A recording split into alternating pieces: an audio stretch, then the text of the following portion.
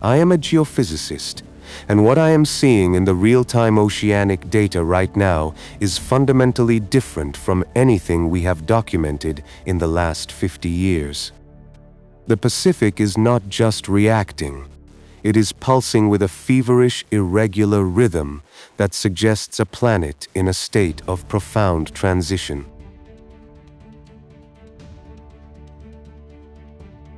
The sensors are screaming.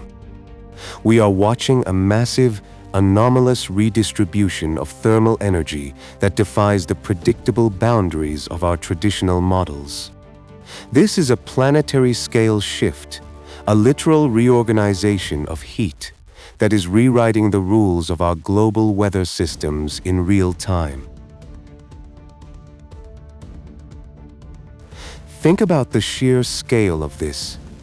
This is not just a bad weather year for a few coastal cities or a single season of drought. We are witnessing the Earth's circulatory system struggling to maintain equilibrium against an overwhelming, measurable influx of energy that is pushing every boundary to its limit. I spend my days looking at the numbers, the raw data of our world's movement. Usually, these cycles are stable, but the current volatility is alarming. It feels as if the planet's internal thermostat is malfunctioning, creating a feedback loop that we are only beginning to comprehend. Why aren't more people looking at this? We focus on the symptoms, the floods and the fires, but we ignore the source. The source is a systemic imbalance in the ocean's heat capacity, a geological scale fever that is about to redefine our current reality. The data shows a planet that is out of balance. It is a warning written in water and temperature. We are watching the beginning of a shift that will ripple across every continent, every coastline, and every life on this sphere. To understand this, you have to look at the Western Warm Pool, a massive reservoir of heat sitting in the Western Pacific. Normally, trade winds push surface water westward, piling it up like a giant hot sponge. This creates a high-pressure zone of warmth that drives much of our global climate. But look at the thermocline. That is the transition layer where the warm surface water meets the cold, dense depths. When those trade winds falter or shift, the pressure changes. The conveyor belt of water stops moving smoothly, and the heat begins to pool in places it shouldn't stay. This is the core mechanics of the El Niño Southern Oscillation. It is a seesaw of pressure and temperature. When the Western Warm Pool shifts eastward, it drags the atmosphere with it. It creates a massive domino effect, altering the moisture content of the air across entire continents simultaneously.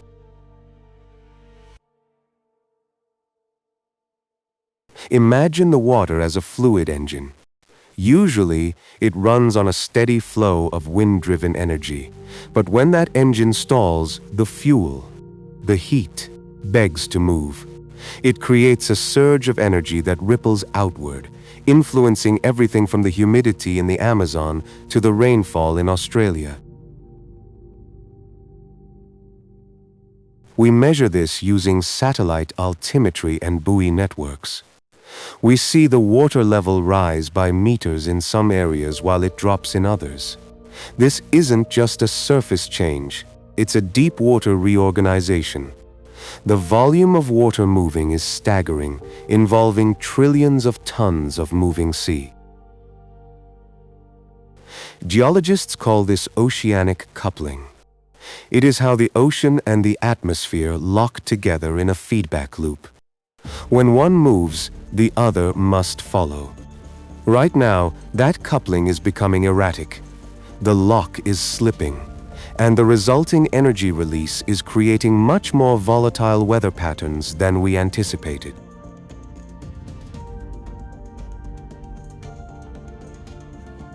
Think about the Coriolis effect, too. It helps shape these currents, but as the planet warms, the very physics of the water's movement are being tweaked.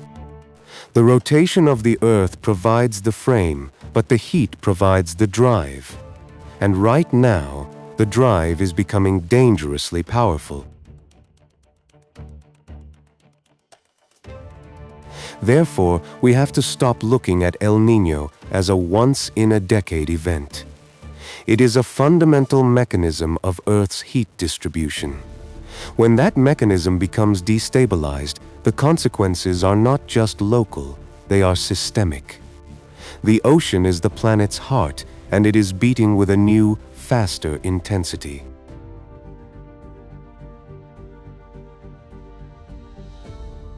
The thermodynamics are undeniable. The energy must go somewhere, and right now, it is overwhelming the existing infrastructure of our climate. We are watching the gears of the world grind against a new reality, creating friction that manifests as extreme weather and ecological stress. We aren't the first to see these shadows. If you look at the paleoclimate records, tree rings, ice cores, and even deep-sea sediment layers, the patterns are there. The Earth has been breathing in these cycles for millennia. It is a recurring ghost in our planetary machine. In the early 19th century, we saw similar patterns of extreme drought and deluge. The data from the 1800s shows a clear correlation with these massive oceanic shifts.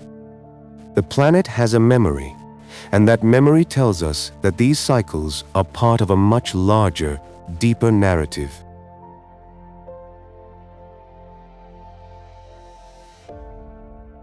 However, the frequency is changing. We used to see these patterns with a predictable, rhythmic regularity. Now, the intervals are compressing, the shadows are moving faster, and the intensity is spiking.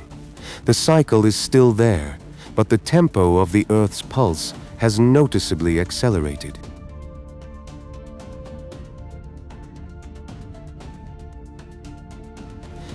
Think about the super events of the past. We have records of massive heat surges that caused regional collapses in agriculture and water supply. These weren't anomalies. They were the planet's way of venting energy. But today, the venting is happening more frequently and with less recovery time.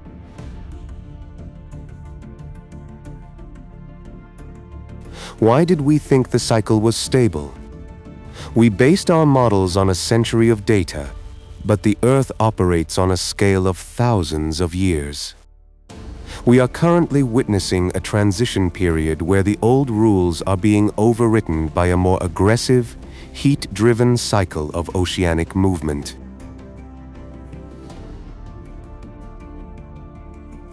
The data is clear. The cycle is accelerating. We are seeing the transition from a steady pulse to a frantic shudder. It is as if the Earth is trying to shed heat faster than the atmosphere can handle it, creating a state of constant, high-energy tension in our global systems. We are witnessing the archives of the past colliding with the volatility of the present. The Earth is not creating a new phenomenon. It is simply returning to a more violent version of its old self. The historical patterns are our blueprint for what is coming next. Here is where things get truly bizarre. We have to look beyond our own atmosphere. There is growing evidence that solar winds and geomagnetic activity might be influencing these terrestrial cycles. The Earth isn't an island. It is a node in a much larger cosmic circuit. Think about the Schumann resonance. that low-frequency electromagnetic pulse that permeates the atmosphere. It is often called the heartbeat of the Earth. When solar flares hit our magnetosphere, they can create measurable perturbations in these frequencies, potentially influencing the ionosphere and, by extension, our climate.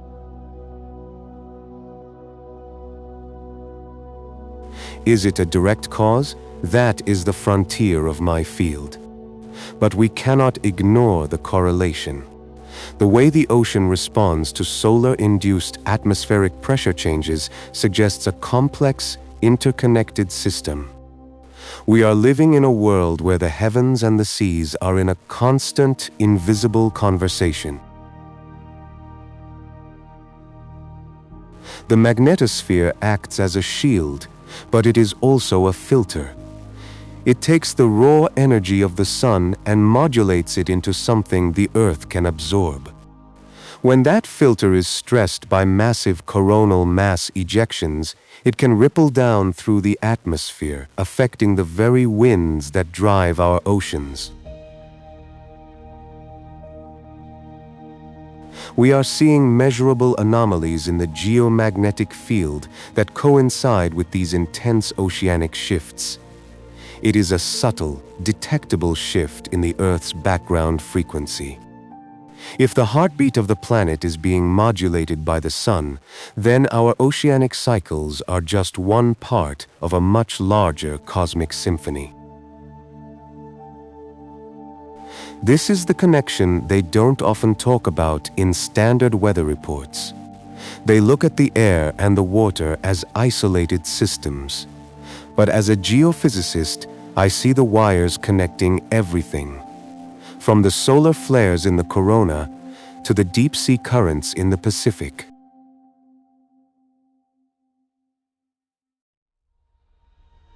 It is a multi-layered system of energy exchange. The sun provides the primary energy, the magnetosphere modulates the flow, and the ocean stores the excess.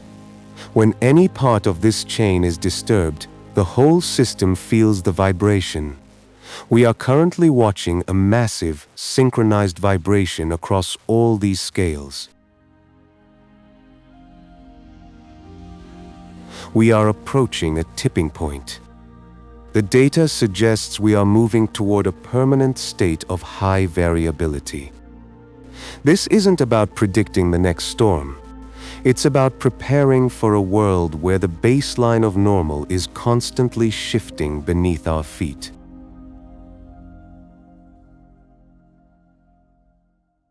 You need to think about resilience.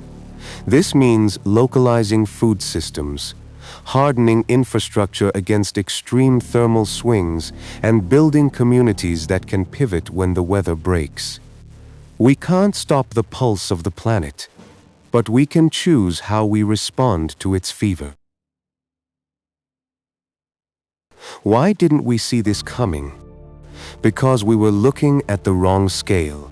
We were looking at the symptoms of the disease rather than the systemic imbalance of the planet.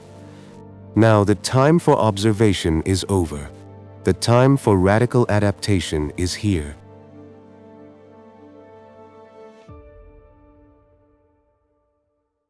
Preparation is the only logical response to a destabilized system. It means diversifying our resources and creating decentralized grids that can withstand the shudders of the Earth. We need to stop trying to fight the ocean and start learning how to live with its new, more erratic rhythm.